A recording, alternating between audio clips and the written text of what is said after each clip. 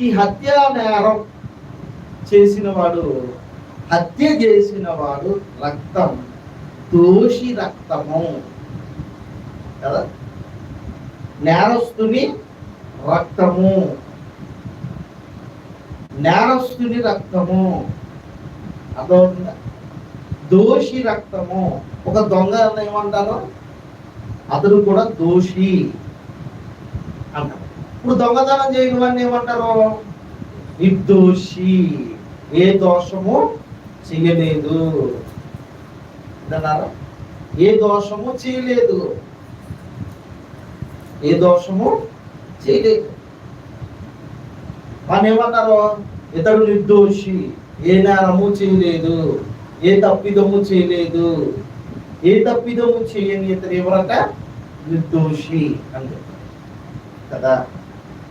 ఏ దోషములు చేయని వాడిని నిర్దోషి అన్నవాడు. ఇప్పుడు దోషము చెయ్యని వాని రక్తము, దోషము చేసిన వాని రక్తము సపరేటే కదా? డిఫరెంట్ ఉంటుందా లేదా? డిఫరెంట్ ఉంటుందా? ఇక్కడ ఏమంటున్నాడు ఇక్కడ మనకి 34వ వచనంలో, మరియు నిర్దోషులైన దీనుల ప్రాణ రక్తము నీ పట్ట చెంగుల మీద కనబడుచున్నది. కన్నములోనే కాదు గాని నీ పట్టలన్నిటి మీద కనబడుచున్నది. అయినను నీవు నేను నిర్దోషిని, నిశ్చయముగా ఆయన కోపము నా మీద తొలగిపోయినని చెప్పుకొనుచున్నావు. ఇదిగో నీ పాపము చెయ్యలేదని నువ్వు చెప్పిన దానిని బట్టి నీతో నాకు వాద్యము కలిగినది. ఈ పాయింట్ బాగా అర్థం చేసుకున్నట్లయితే దోషుల రక్తం వేరు, నిర్దోషుల రక్తము వేరు. ఏ దోషము చేయని వారి రక్తము వేరు. అక్కడ వార్నింగ్ ఇస్తున్నాడు దేవుడు. రక్తపరాధం అనేది క్షమింపరాని నేరం. ఏంటన్నారా? రక్తపరాధము అనేది క్షమింపరాని నేరం.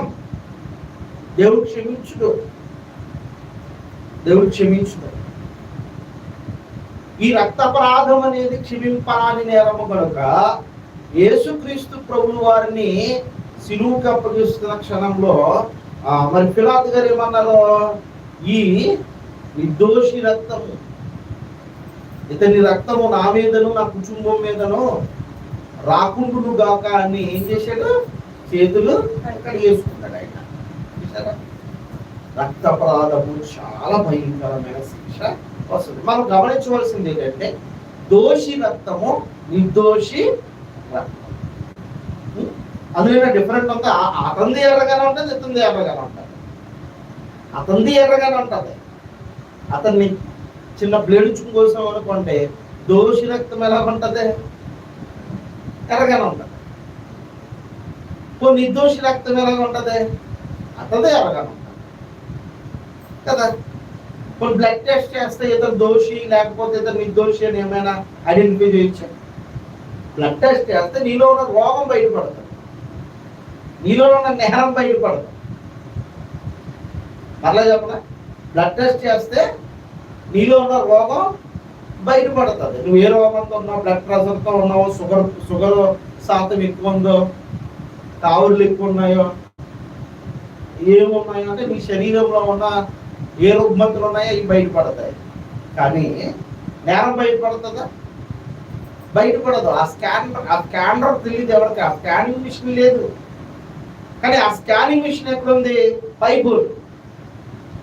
బైబిలే ఇతడు దోషి, ఇతడు నిర్దోషి అని చెప్పగలిగినటువంటి ఏకైక స్కానింగ్ మిషన్ ఏదంటే బైబుల్. నువ్వు నిర్దోషిని చంపేశావు, చంపి పైగా నేను నిర్దోషిని అంటున్నావు. చంపిన నువ్వేమంటున్నావు? నిర్దోషిని అంటావు. ఏ నేరము చేయలేదు అంటున్నావు, ఏ దోషము చేయలేదు అంటున్నావు.